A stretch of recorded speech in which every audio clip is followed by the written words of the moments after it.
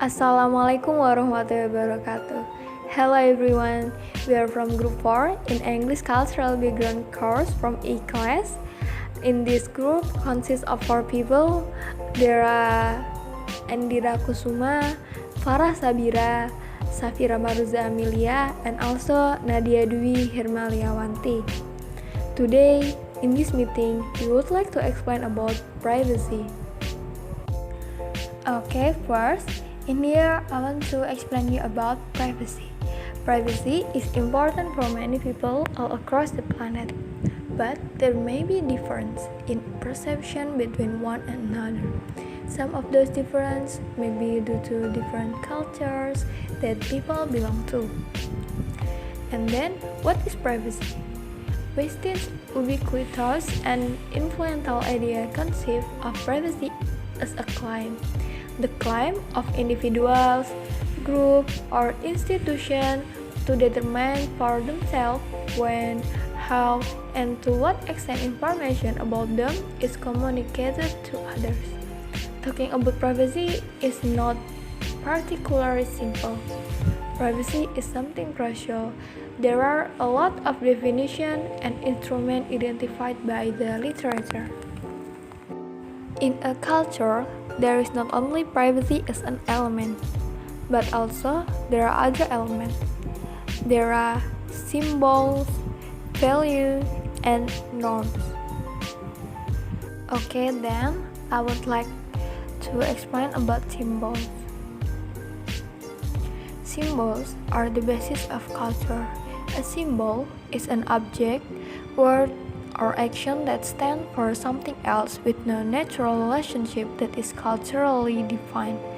Symbols also has function to help a person know about the culture because everything one does throughout the culture is regulated and regulated through the cultural symbolism which tell about stories, tradition, history, and cultural norms.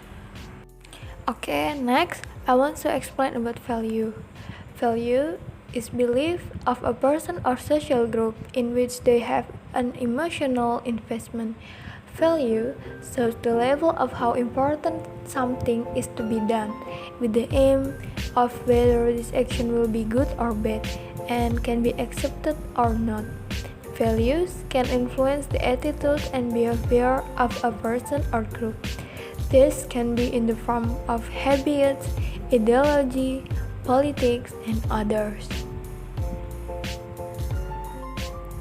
And next, about norms used to guide for daily living and contributes to the health and well-being of the group.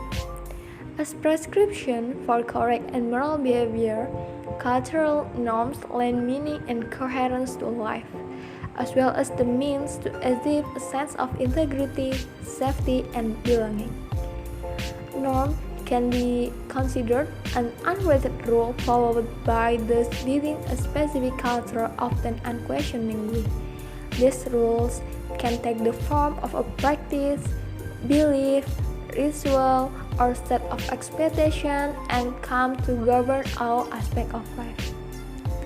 Okay, and the next topic is privacy in Western country, and it will be explained by my friend in group 4. Now let's talk about privacy in America. In America, privacy is over everything. And for them, privacy is like a zone of decision autonomy, the freedom to make a decision. And privacy is not only a right but also an obligation. The most common privacy in America is to not asking about personal identity or personal information. This should not be a special thing, right? Because everyone definitely doesn't want their privacy to be known by many people. Oh yeah, their privacy has been regulated in Fourth Amendment, which states that everything you own is protected by the government and cannot be accessed without a warrant. Next is about sexuality.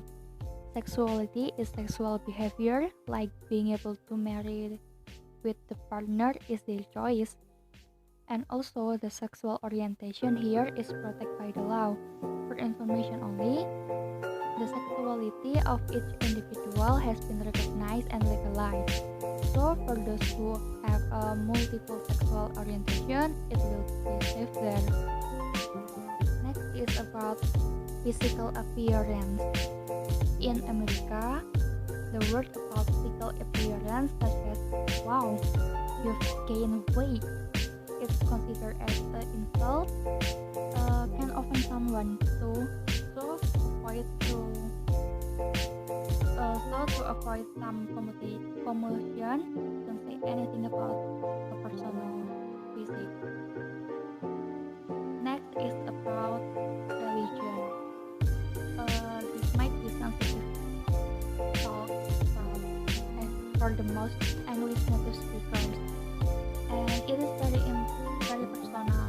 It's not a common conversation to discuss with casual acquaintance. For them, talking about religion is like exploring a field full of mud. If you take a wrong step, things happen. And the last is about marriage and children.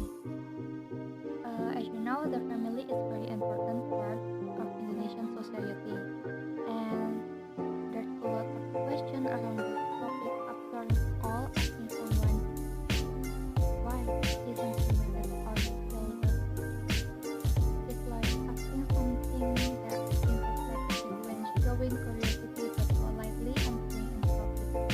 Where the former is commonplace, conversation in Western culture, and the latter is considered rude and disruptive. Okay, for next, I want to tell you about the privacy in the United Kingdom. In the UK, the value of privacy is over everything else. So, please respect the British for the privacy. Prevent asking about personal life or something else that may include privacy. Talking about privacy, it refers to private life. In the UK, the private life protected by the Human Rights Act 1998 exactly in Article 8. Okay, we're gonna jump. What are they that you should prevent asking to British? The first is about sexuality. For example, you were asking, what style would you like when you're having sex? Okay, no, you have not to say or asking like that. Avoid asking about sexuality in the UK. Second is body. Avoid to ask about body. Why your body become like that, for example, or asking about the scar or anything else, because it could be a prying privacy to person. And then third is personal identity or how someone looks and dress.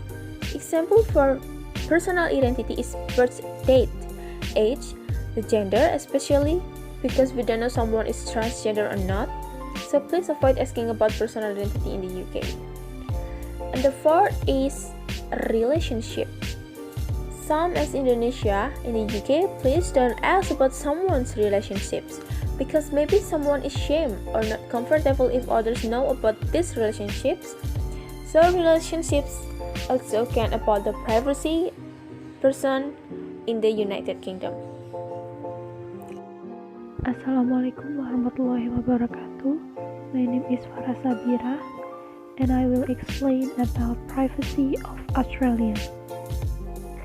But before we go into the material, I will give you a few distractions or intermezzo about how the Australian character is. Okay, first, one of the things that makes Australia famous is their open and friendly attitude. Of course, food, events, art, and history are an important part of Australian culture, but what really sets Australians apart is the relaxed outlook on life. That's the reason you will hear the saying, "Don't worry, mate," between strangers on the street, because they think the most important things is about getting rid of stress in order to appreciate the good things in life that are right in front of you. Jadi salah satu yang bikin Australia terkenal itu karena sikap mereka yang ramah dan terbuka sama orang lain. Terus jadi kita gak usah kaget kalau di sana itu tiba-tiba kayak ada orang yang ngomong don't worry mate antara orang sesama orang asing. Itu karena mereka menganggap gak perlu stres, jadi gak usah terlalu mikirin masalah hidup. Terus kita harus mensyukuri hal-hal baik yang ada di depan kita gitu. Okay, the second, in the Indonesian system of society, we have long been familiar with the concept of mutual cooperation. We can also find something similar in Australia, namely the concept of mateship. Mateship is a culture that characterizes Australia. Literally, this concept can be interpreted as friendship. However, mateship is more than that. For the Australian community, mateship includes friendship, cooperation, shared responsibility, and accompanying friends in times of trouble or pleasure. And another value of mateship is equality for everyone. Jadi kalau di Indonesia kita kan udah kenal, udah familiar sama yang namanya gotong royong. Nah, di Australia ini ternyata mereka juga menerapkan sistem itu, cuman namanya kalau di sana itu mateship.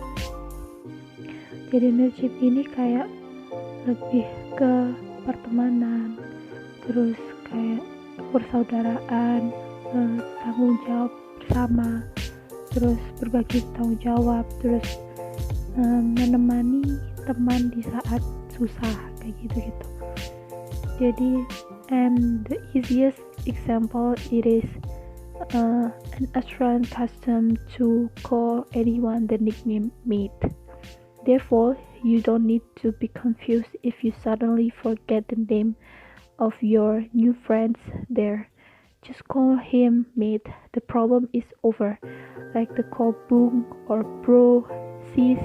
In Indonesia, mate is a nickname that usually they use in there. Jadi contoh yang paling gampang di sana itu, contoh yang paling gampang dari mateship di sana itu, mereka biasanya manggil orang lain dengan sebutan mate atau bro atau bung atau sis, hey, apa ya, kalau di sini Indonesia tuh namanya kayak gitu. Jadi mereka nggak beda-bedain, jadi kayak ngerasa semua orang itu sama. Terus another example of mateship is the lip service to open conversation. So don't be surprised if you often get rhetorical question like nice weather isn't it, or how are you. Even when shopping at the supermarket, most cashiers will begin the transaction process with the phrase, hey, how is it going? You don't have to answer this question, just respond with a smile. Jadi contoh lain dari mateship ini adalah basa-basi. Jadi nggak cuma di Indonesia yang suka basa-basi, tapi di sana juga suka basa-basi.